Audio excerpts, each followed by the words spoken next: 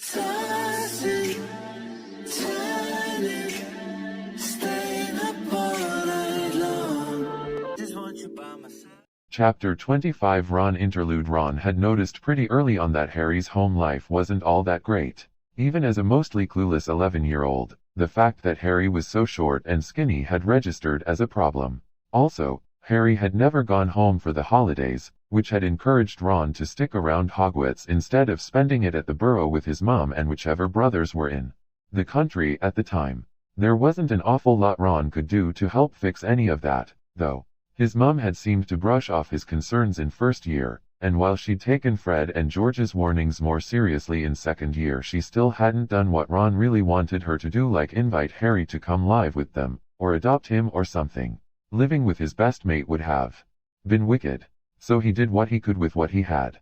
He made sure to drag Harry to breakfast every morning, and had figured out pretty quick that if he stuffed his plate with lots and lots of food, Harry was more likely to do more than just nibble on things. It had given him a bit of a stomachache for a few months before he'd gotten used to the huge portions, but it had been worth it in order to make sure Harry ate at least one real meal a day. He'd also noticed that Harry tended to stress out whenever Hermione nagged him about classwork or studying, and it wasn't like it was a hardship to drag him away to play chess or exploding Snap or something.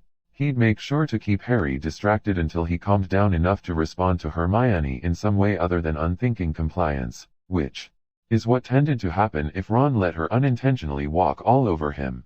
For the famous boy who lived, Harry could be a bloody doormat sometimes. Ron had had some awful big rows with Hermione about that, about how you couldn't just order Harry to do things because he'd do them. Of course, his mouth didn't always say what his brain was thinking, and Ron wasn't sure he'd ever really gotten the point across how he wanted it. He knew he wasn't the greatest friend out there. He got jealous a lot, because he was so used to having to scrape and claw his way towards the slightest hint of recognition and having his best mate just have things handed to him without having to work at it. Burned.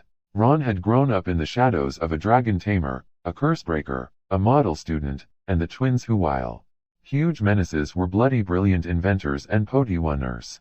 And then there was Ginny, who as the first female Weasley child in generations was practically perfect in every way. The whole Triwizard Tournament thing still made him burn with shame whenever he thought about it. He'd been a right prat about that whole thing, and he was amazed that Harry had forgiven him so easily about it.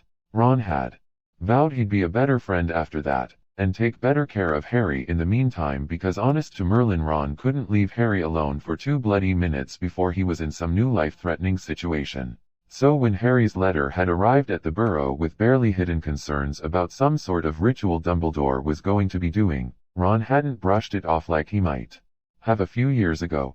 He'd confronted his dad about it, because while his mom was a veritable fortress at keeping secrets, his dad tended to fold like a house of cards when pushed, and been reassured that the ritual wasn't going to drain Harry of his life force or magic. That concern had earned him a bemused sort of grin. But how was Ron supposed to know? He wasn't book smart like Hermione, and didn't have an almost instinctual grasp on his own magic like Harry seemed to have.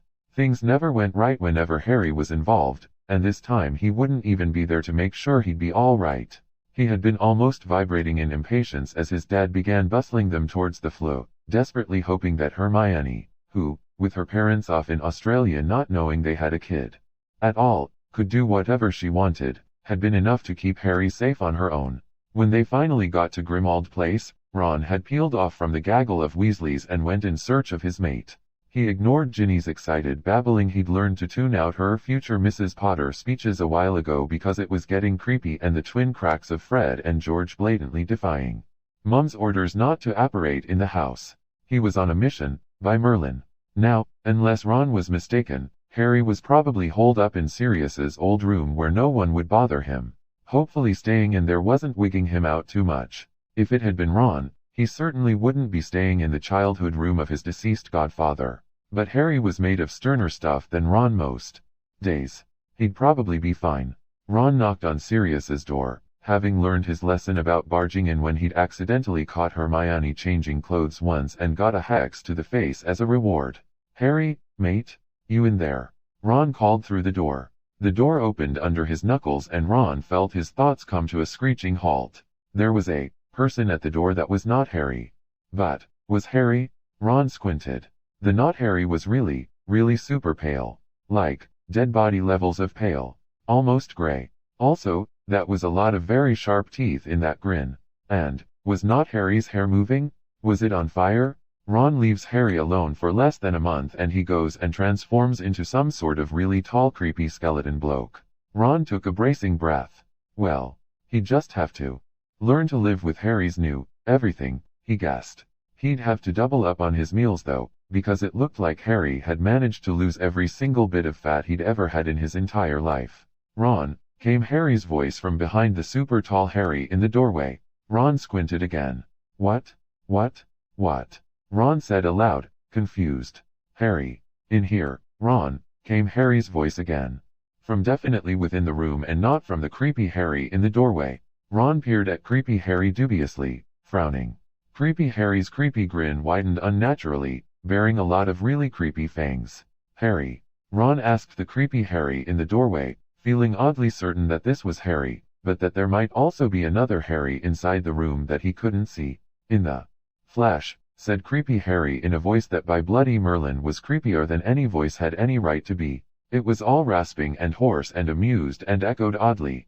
It was super weird, is what he was trying to say. You're hilarious, came maybe Harry's deadpan voice from inside the room. Let him in already.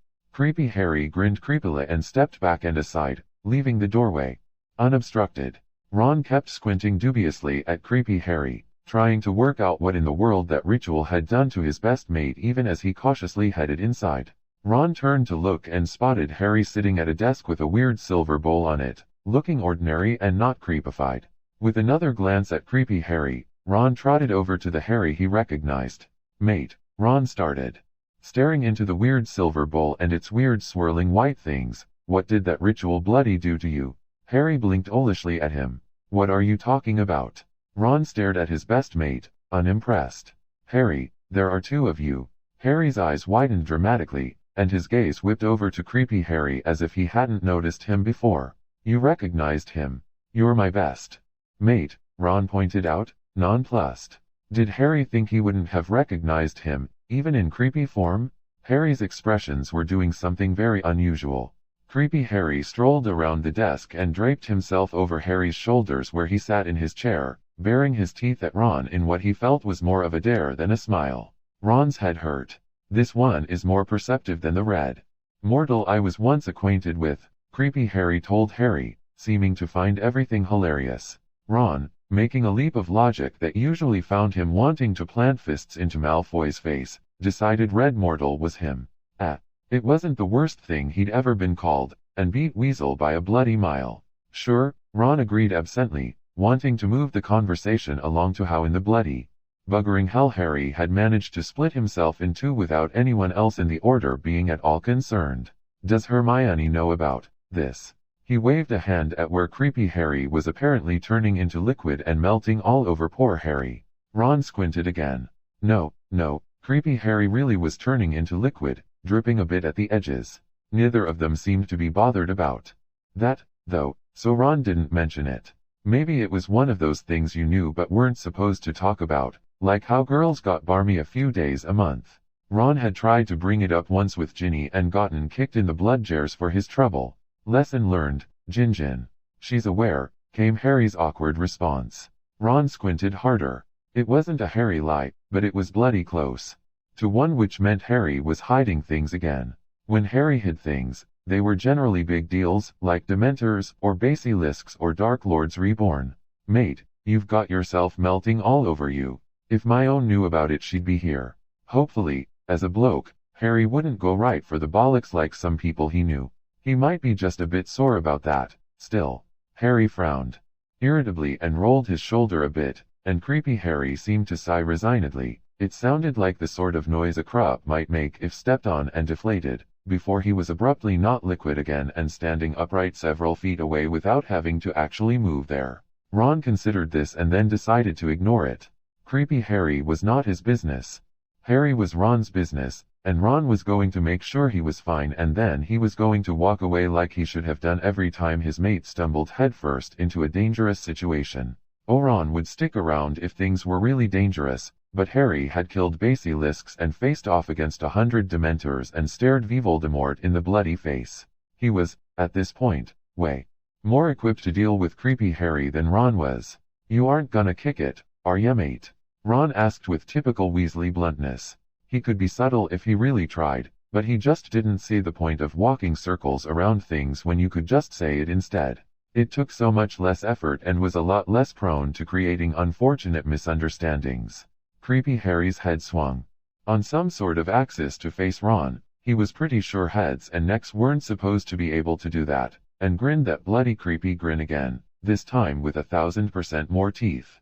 "Fear not, red mortal. The only death that shall touch upon my shell is me." And then creepy Harry laughed as if he'd just told a really great joke, except his laugh sounded kinda like a screaming woman being strangled, crossed with the crunching of rat bones underfoot. "It was pretty weird, is what he's saying." Harry seemed to be ignoring the laugh altogether, so Ron tried to follow suit.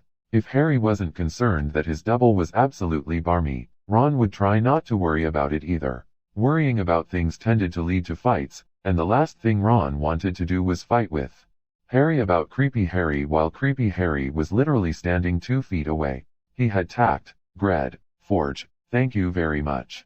"So what's with the bowl?" Ron threw out there, feeling uncomfortable in the silence after creepy Harry had laughed and Harry hadn't reacted visibly. Harry scowled, looking genuinely angry, which gave Ron quite a shock. He could count on one hand the times Harry had been legitimately angry at something, and have fingers left over. Sure, Harry got upset a lot, and moody sometimes, but he didn't really get angry at things. But when he did, bloody hell. Ron braced for the worst. Maybe the bowl was cursed? Maybe the bowl was the reason Harry had a creepy double? Maybe the bowl had split Harry in half. Ron was about ready to fire a reducto at the bowl, consequences be damned, when Harry spoke up in a voice Ron had never heard his mate use before. "Do you trust me, Ron?" Harry, his best mate, asked. He was staring straight at Ron, with an expression that was graver than anything Ron had seen outside his dad talking about the last war. And then the question registered. Did he trust Harry? What kind of bloody stupid question was that? Of course he trusted Harry. Bollocks, he'd learned the hard way what not trusting Harry led to and had no desire to make that particular mistake again. Ron opened his mouth to tell Harry how ridiculous he was being when he caught sight of creepy Harry's face. There was something wrong about the expression creepy Harry was wearing. It actually took Ron a second to realize it was because creepy Harry wasn't grinning. He wasn't even smiling. Oh, and his eyes were black now. And not like how Snape's eyes were black, but how the night sky above the burrow was black when the stars were hidden by clouds. Creepy Harry tilted his head, bird-like, and one of his eyelids ticked. He looked really pissed off, actually. Like the sort of pissed off that led to someone kicking him in the bollocks, only multiplied by about 1,000,000. So Ron thought about Harry's question seriously. Did he trust Harry? He tried to think of something Harry could have to say that Ron wouldn't trust him about. Maybe Harry had decided to join Voldemort? He paled starkly, freckles standing out in sharp relief, but swallowed past the lump in his throat. Well, Harry had been through an awful lot, yeah, and he'd surely have a good reason, or maybe Harry had decided to marry Snape, which was almost worse than joining Voldemort, but Ron could deal. It'd be bloody difficult, and he'd probably never be friends with the Git, but he could deal. He could. So he took a steadying breath and nodded once, firmly. Ron trusted Harry. That was that. Harry peered searchingly at him for a long moment, before tension just seemed to bleed off of him. He smiled tiredly, looking bloody exhausted, before he pulled the silver bowl into his lap and stared at the white things in it for a second. "This is a Pensieve," Harry began haltingly. He flicked his eyes up to Ron, back to the bowl, and back to Ron a few times. "It shows people's memories." "Wicked," Ron breathed. That sounded pretty awesome. But that wasn't really something that would make Harry question Ron's loyalty, so he bit back on some Hermione-grade questions and waited impatiently. "This one has memories from my parents?" "Oh," Ron grimaced. That was not quite as awesome. Still amazing, but also awful. In one of them, Dumbledore admits to knowing Sirius was innocent. Ron furrowed his brows. That was not good. He was getting a sinking feeling that he knew where this was going, and suddenly Harry's earlier question made a hell of a lot more sense. And, earlier, Dumbledore told me he knew how the Dursleys treated me, but that I was just exaggerating how bad things were. Ron scowled outright at that. Harry did not bloody exaggerate things. It was a bit of a thing to try and swallow that professor. Dumbledore was implicit in the way Harry had been so bloody small in first year. Do you trust me, Ron? Ron took a deep breath and nodded jerkily for Harry to go on. He had the feeling it was only going to get worse. There was a piece of Voldemort's soul in my scar, and Dumbledore knew about it. He blanched. Voldemort's soul? Ron didn't know an awful lot about magic theory. That was Hermione's thing, but he knew about black magic. Soul magic. It was a horrible, horrible perversion of all that was natural. In retrospect, it wasn't that much of a stretch to imagine Voldemort messing around with it. But, in Harry's scar? Ron glanced up at his mate's forehead, and saw the scar was a thin silver line instead of the angry red gash it usually was. Ron prayed to Bloody Merlin that meant the soul was gone. As long as the soul in my scar existed, Voldemort was immortal. And the only way to destroy a Horcrux, that's what the soul bits are called, is to destroy the container it's in. And then Harry sat back and waited. Ron blinked, trying to parse out why Harry had stopped so suddenly. Horcrux in scar, Dumbledore knows, destroy the container. Wait. He could literally feel his thought process grind to a screeching halt. If Harry had a Horcrux in his scar that the headmaster knew about, then presumably the headmaster also knew that the only way to destroy one was to get rid of the container. But, if Harry had been the container, and the only way to kill Voldemort was to destroy the container, did that mean Dumbledore was going to kill Harry? Ron didn't know how Dumbledore had planned to accomplish that, exactly, but it didn't bloody matter. If Harry was telling the truth, that meant Dumbledore had either actively planned to murder Harry at some point, or he was going to try and get him killed some other way. The Philosopher's Stone in first year, Ron realized with dawning horror. The Basilisk in second. The Bloody Dementors? The Triwizard Tournament? Bloody buggering hell, Dumbledore had been trying to do Harry in since he was 11. Ron lurched forward and shoved the bowl back onto the desk, ignoring the way it splashed about, and hauled Harry up out of his chair. He ignored Harry's yelp of shock, and began patting him down immediately, fretful. What if Harry was hurt? What if Harry was being all cagey because Dumbledore had tried again and Harry didn't know if he could trust Ron to take his side? Bugger it all, what if Harry was trying to be all noble and self-sacrificing again and trying to protect Ron from the truth? That Dumbledore was a bloody murderer who was just waiting for Harry to let his bloody guard down. Are you all right? Ron bellowed at Harry from a distance of approximately 2 inches. He hasn't hurt you, has he? I'll kill him? Well, I'll hex him into next week at least. Ron knew he wasn't actually going to be able to kill Dumbledore. He wasn't an idiot, but he could probably get 1 or 2 good licks in before the shock wore off and he got creamed. Ron began shaking Harry at the shoulders. Do I need to? I'll get the twins. They'll help? Surely? And Hermione? She'll know what to do. We need to. Ron. Harry shouted over his increasingly frantic yelling, grabbing onto his wrists and forcibly pulling his white-knuckled hands off his shoulders to stop the shaking. Ron, I'm fine, he continued more calmly when Ron quieted down a bit to listen. The Horcrux is gone. Death took care of it. We have a plan. Calm down. Ron took several deep breaths to try and steady his racing heart. Bloody hell, that had been intense. He hadn't been this wound up since the twins had put a fake acromantula in his bed that one time. Harry was smiling oddly at him, and Ron had just enough brain power left to recognize that smile. It was the one Harry wore when something surprised him, pleasantly so. Like when a housemate congratulated him for something not boy who lived related, or when Ron or Hermione got him a birthday present or something for Christmas. Then Ron frowned. Wait. Death took care of it? Harry, did you? He lowered his voice to a shrill whisper. Die. Harry grinned sheepishly, even as creepy Harry, who had been watching with that creepy grin as Ron freaked out, cackled loudly at his back. You might want to sit down, Ron, Harry said pleasantly, seeming far less serious or anxious now that he knew Ron believed him. It's a bit of a story. It's to die for, mortal. Truly, creepy Harry added with a laugh that sounded like rocks grinding together in a large echoing room. Ron looked between them, the weird copy of his best mate and Harry, the boy he'd fought a troll with when he was 11. Do you trust me, Ron? Bloody hell, but he did.